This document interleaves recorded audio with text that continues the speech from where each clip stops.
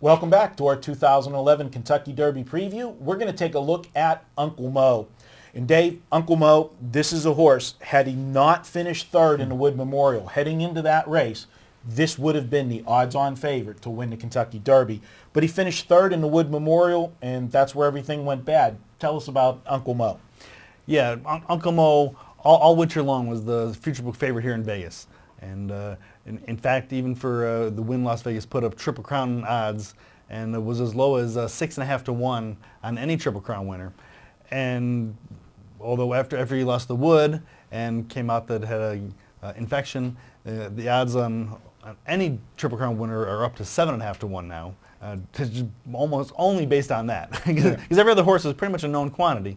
And but yeah, Uncle Mo, yeah, didn't finish that race. Again, found out later about the infection, and now leading up to after the draw, I mean, the owner Mike Rapoli's still saying might not start. So a lot of unknown factors there. Now, if you bet him in the futures, and he scratches, you're out of luck. You lose your money. If you're looking to bet pari-mutually this weekend in the race, it has to start for you to risk your money. Well, my take on it, everybody's so down on that Wood race. One of the things that I like about handicapping now, I mean, I've been playing the horses I started going to the racetrack when I was 10 with my dad. It was either we were going to the ballpark or we were going to the racetrack. That's how my love of horses came. But handicapping today, one of the things that we have at our disposal that we didn't have 20 years ago is the internet. And you can go now and search all of these prep races and watch them over and over. And you alluded to in a previous video how after the Kentucky Derby they show you that above shot, how the horse had his trip. Well, now we've got the opportunity that all these other past races, we can go and look at watch the race on a whole, then you can go back and watch the horse and only watch a particular horse the entire race and watch their trips, watch the way the race went. Everybody looked at Uncle Mo and said, he got slow fractions in the Wood, he was on the lead, and then he got run down. With the slow fractions and the type of horse he is, he should have never been run down. And when he came off the final turn, he actually opened up like a 2-length lead. It looked like he scooted away and was going to put the field away. He did put that crop that was right there with him. He couldn't handle the two horses that came from left field on the outside. Looking further, now that he had the infection, you look at that race, it was slow fractions, but he wasn't loose on the lead. And that's a term in horse racing for people that don't understand it, is that when a horse is loose on the lead, he's on top by, a length and a half, 2 lengths, 3 lengths. It means that there's nobody to either of his flanks. And horses are competitive animals. It doesn't matter if you're going slow or fast. If you've got another horse on your outside or inside of you, it's what you call a prompter, and the horse is still wanting to race. So you're still taking some energy out of the horse when there is a horse right on you. And in that entire race, there was a horse to his flank from start to finish.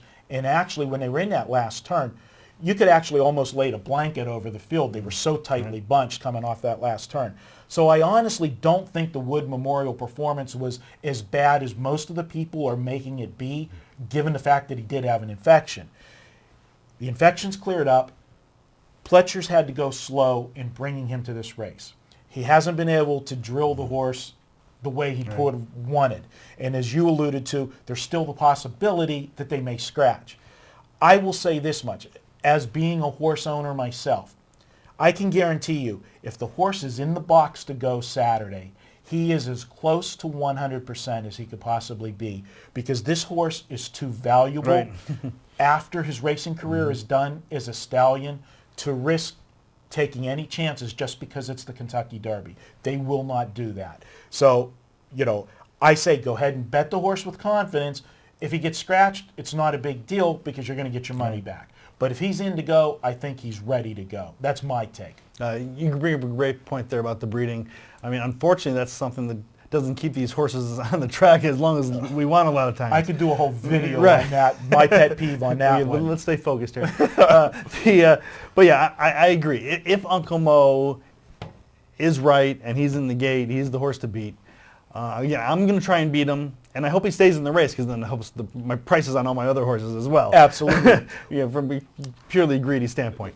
But no, I mean, if he's a super horse and he beats me, more power to him. I'll be clapping for him. Maybe he will be the super horse that everyone's talking about, because horse racing could really like that. But I think from a betting standpoint, yeah, I think his odds are too low. And the number 18 post doesn't really help him any. Well, I mean, again, assuming he's going to want to go for the lead, he's got some speed just to his inside. He won't have a clear path to jump up there. So there's some obstacles, even if he is at his best. I will say this much, and this is a part of, one of the great things about handicapping horse racing. These horses, they're 3-year-olds. Most of these horses, they're going to have between them, on average, 5 to 8 career starts so far. Most of the horses, that's, the given. So they're still learning. I mean, you hear the term green, with horses and that. Uncle Mo's going to be in a position, even if he is healthy, I'm being devil's advocate here, that he's going to probably have to race in a racing style that he has never raced before. Because honestly, with the 18 post position and all of the speed horses that I see inside of him, if he goes to the front to actually want to get the lead, I think he's going to use too much of himself up, that he'll have nothing left for the stretch. I see that he's going to have to race in the stalking position just off the leaders, and that creates something that he has never done. In all of his career races, he has been on the front in 3 of the starts and second in 1. So now you've got... Which was the Breeders' Cup Juvenile at Churchill Downs. At Churchill Downs, which is a great advantage for having, ran over the track. But the situation is, when you're going to be as further back than he's normally accustomed to, now you're dealing with how does a horse deal with dirt in his face and everything else. And let's not forget, it is a 20-horse field, so he could get carried wide in that first turn if he does try to go too far to the front. So it's going to be an interesting trip for Uncle Mo. Again, a lot of questions with him. Does he have the talent to win this race? Absolutely. If he's 100% and he can work that trip out, this horse can win. And at 2, I loved the horse. And coming out, and I thought his first prep race, they did just enough to win the race and, move forward, keep him, peaking towards the Derby. We'll see how far back, he is at the start and if he can run in a different race style. But Uncle Mo definitely is a horse that you got to consider, but is the value there at a short price in a race with this many questions? That's the big thing. And we're going to take a look at the next horse, contender in the race, in the horse named Nero. We'll be back previewing Nero.